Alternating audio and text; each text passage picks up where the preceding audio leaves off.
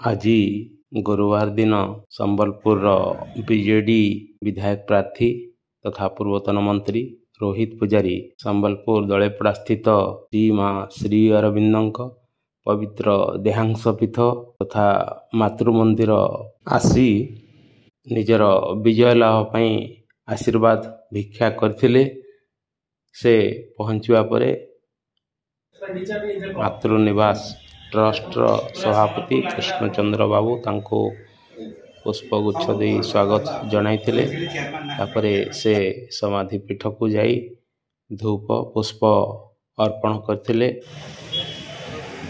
ଅନୁଷ୍ଠାନର ସମ୍ପାଦକ ଓ ଟ୍ରଷ୍ଟ ସଦସ୍ୟମାନେ ତାଙ୍କୁ ସ୍ୱାଗତ କରିବା ସଙ୍ଗେ ସଙ୍ଗେ ଶୁଭେଚ୍ଛା ଜଣାଇଥିଲେ। ସମ୍ପାଦକ ମନୋରଞ୍ଜନ ପଟ୍ଟନାୟକ, ଟ୍ରଷ୍ଟ ସଦସ୍ୟ ଡାକ୍ତର ବାବୁଲୁ ପଟ୍ଟନାୟକ, ଟ୍ରଷ୍ଟ ସଦସ୍ୟ ବୀରେନ୍ଦ୍ର କୁମାର ପାଣିଗ୍ରାହୀ ଏହି ସମୟରେ ଉପସ୍ଥିତ ଥିଲେ।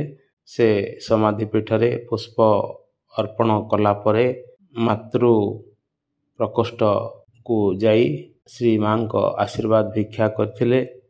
ବୀରେନ୍ଦ୍ର କୁମାର ପାଣିଗ୍ରାହୀ ତାଙ୍କୁ ଆଶୀର୍ବାଦ ପୁଷ୍ପ ପ୍ରଦାନ କରିଥିଲେ। ତାପରେ ମାତୃନିବାସ ଭିତରେ ଥିବା ଷ୍ଟୋର ତଥା ଅଫିସରେ କିଛି ସମୟ ବସିଥିଲେ। ଆପଣମାନେ ଦେଖନ୍ତୁ ଏହାର ଦୃଶ୍ୟ।